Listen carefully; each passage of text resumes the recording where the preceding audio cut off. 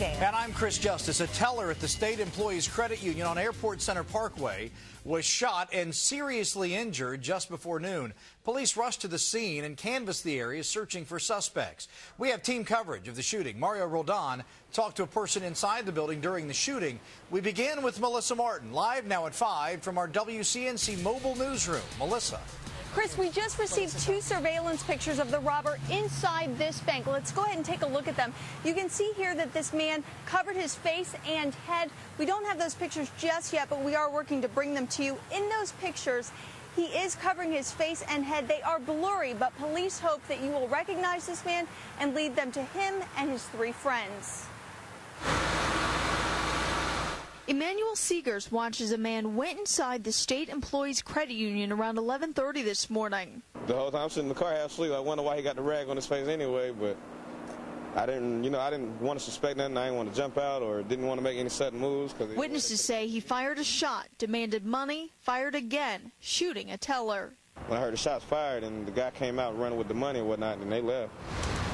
Police say that suspect came out with a white hood over his head and got into what is believed to be this blue Honda Accord. He and 3 other suspects took off, throwing this money out the window. My coworker's the one who said that was a die pack. They just robbed the bank over there. And then you could see like the money and like they were throwing it out the window to get rid of it. Officers say they ditched the car around the corner from the bank and got into a second vehicle and took off as canines tried to track them.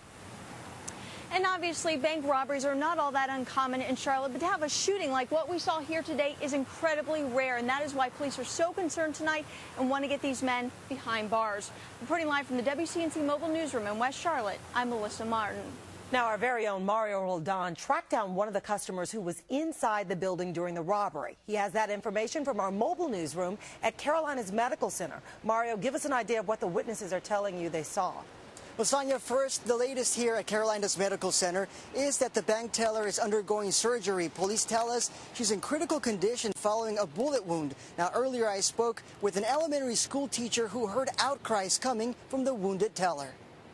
And for the fact that he even shot her, that is so scary. A bank customer, TAMEISHA Hayes, rushes out of the crime scene into her mother's arms. All you heard was like 2 loud pops. Investigators aren't saying how many times the teller was shot.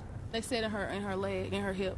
Hayes remembers that the robber wasn't the only one yelling. She was just yelling out to her leg that she couldn't feel her legs and that she has children and everything like that. And I was crying because I was scared for her. At CMC, you could see police cruisers near the ER entrance where the bank clerk received treatment. The last time I saw her, she was sitting in her chair and she was kind of calm. They said she was in shock, though. Police have not released the bank teller's name.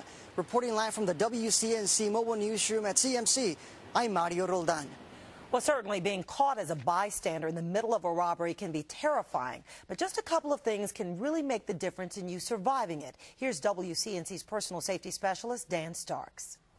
If you are involved in a robbery, cooperate. Don't resist or struggle, and don't try to become a hero by taking down the robber. Instead, remember physical descriptions, things like height, weight, scars, clothing, tattoos. If the robber leaves in a vehicle, remember the make, model, plate, and direction of travel. And if a gun goes off, get close to the ground and behind something solid.